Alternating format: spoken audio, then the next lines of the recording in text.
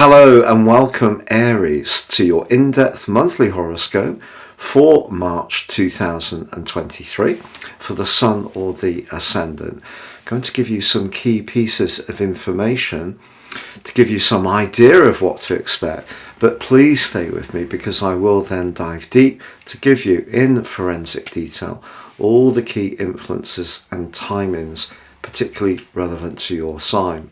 If you are a returning viewer, thank you so much for joining me once more. If you're new to my channel, it's great to have you with me.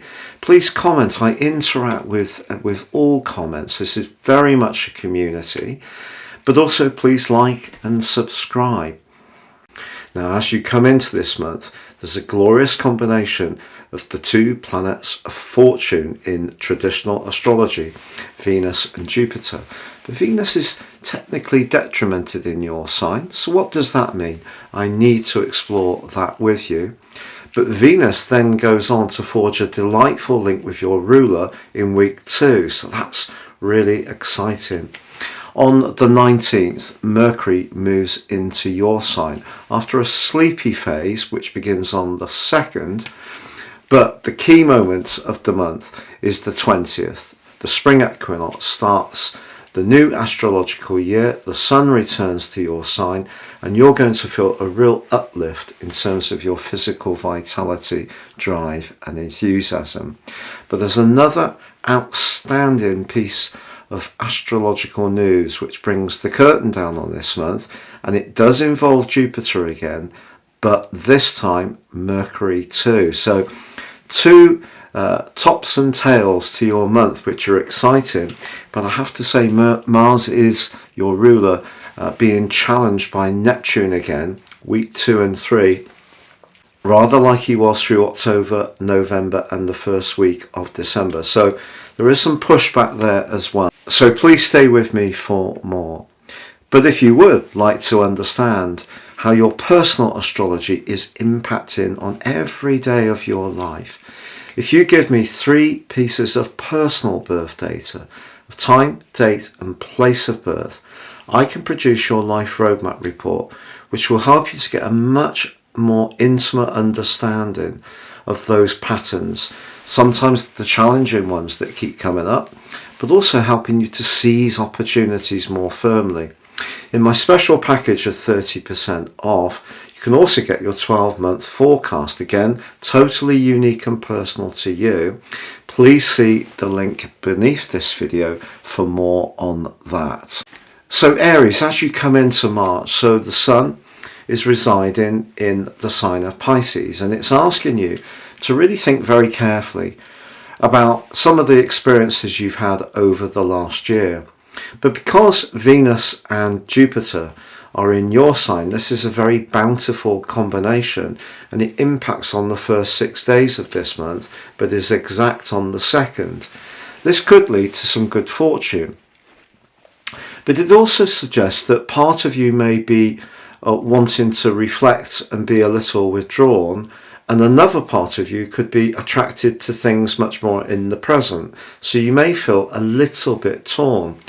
But it is true that your position of Mercury as the month begins is in a conjunction with Saturn. So when it comes to some friendships, if there are or is some people around you that you're not quite so sure on, you don't feel they're as supportive as you would like, it's a big moment at the very start of this month for you to decide whether you want to make some changes, quite frankly. However, in week 1, that combination between Venus and Jupiter can bring some magic to you if you do something that's more creative. Now, these are the two planets of fortune in traditional astrology, the lesser and greater benefit. And technically, Venus is in detriment in your sign, but you may want to give yourself some kind of makeover, I feel, with this combination. But it's week 2 when Venus then moves forwards and connects with your ruler. That's a very exciting combination because it's going to help you to feel much more attractive. And because Mercury does move into Pisces on the 2nd, after that tight alliance with Saturn, certainly going to give you a lot of food for thought about the more psychological part of your situation, but also about issues to do with trust, faithfulness, sincerity, integrity. But in week 2, at the start of week 2, we do have a full moon in Virgo, which is asking you to balance the physical, practical, and more organisational elements of your situation with the more spiritual, psychological and emotional dimensions. Now, it just so happens that that particular event does quincunx, which is a 150 stressful degree, to Jupiter in your sign. So I think if Jupiter's encouraging you to do something new and fresh, the combination of Mercury's tight alliance with Saturn at the start of the month, then its move into the sign of Pisces, joining up with the Sun and this full moon, may just take a little bit of wind out of your sail. Now, of course, Uranus has been quite a disruptive and very erratic energy around your everyday finances for the last few years, but actually it does link into this full moon pretty well.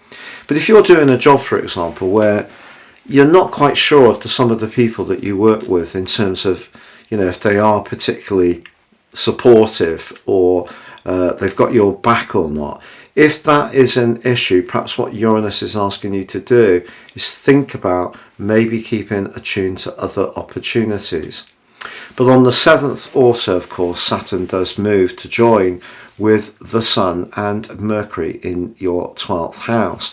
And this theme that's been developing ever since the Pisces new moon, to be honest, across the 19th and the 20th of February, when it also linked with Saturn, even though it was just in Aquarius, this theme of sincerity is going to be reinforced in a big way over the next 2.5 years.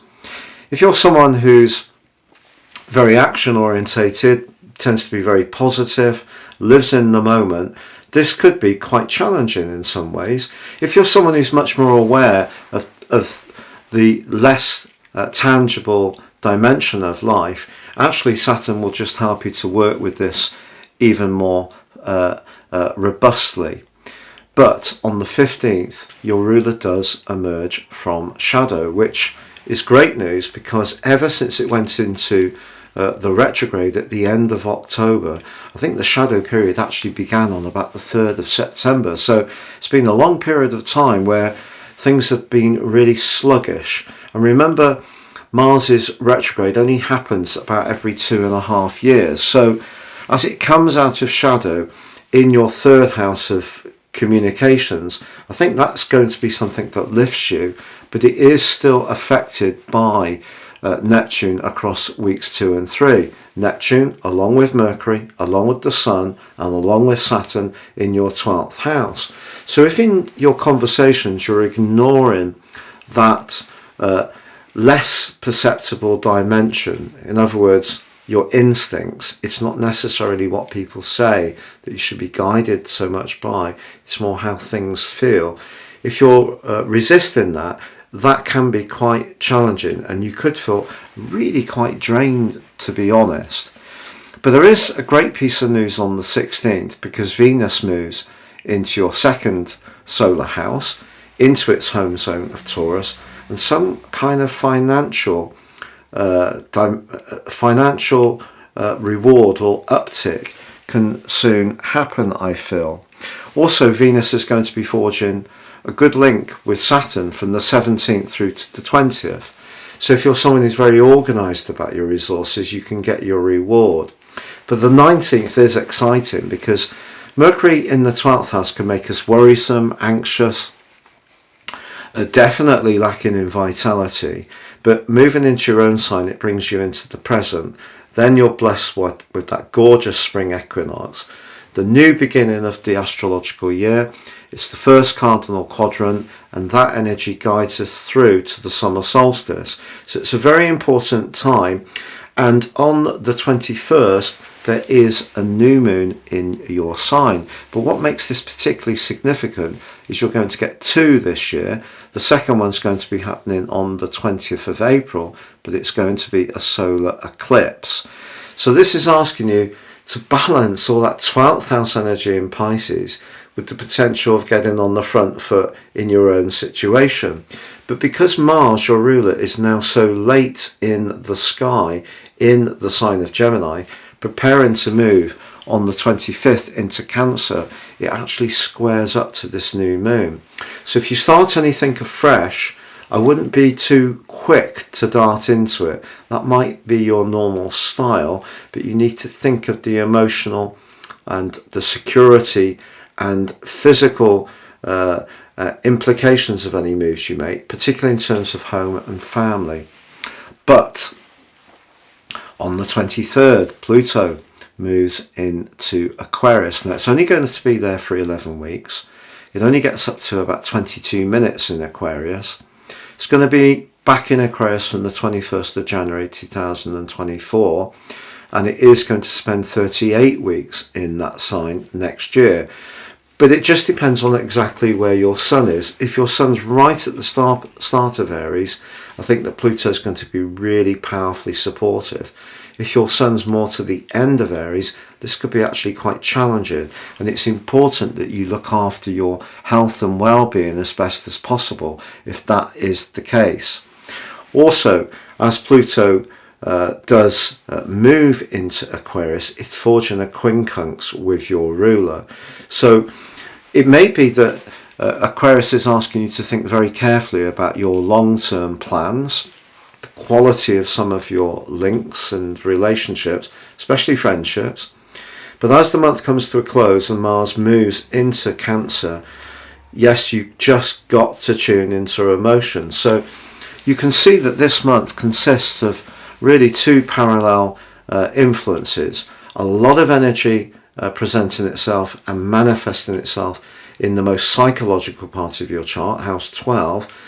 The sun coming through into your sign in a very exciting way, but you just need to be mindful how your ruler is being affected by Neptune for those 2 weeks at the heart of the month.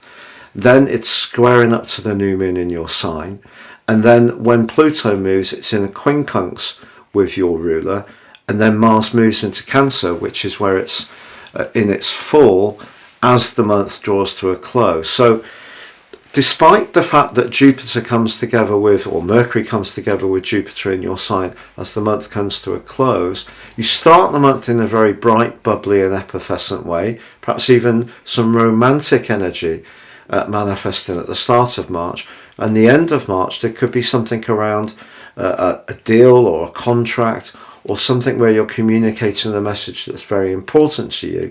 But all of this month, you need to stay in the present, but also be very aware of all the dimensions around you which are not so tangible. So stuff that's non-spoken, undercurrents, atmospheres, things that make you feel uncomfortable. If there are energies where you feel a bit insecure, don't ignore any of these. Listen to those energies and think very carefully before taking action to change things, but certainly don't deny them, because this is going to be an energy with Saturn's arrival that goes on for the next 2.5 years. It's been a real pleasure being with you, Aries. Thank you so much for joining me. Take care, stay safe, and goodbye for now.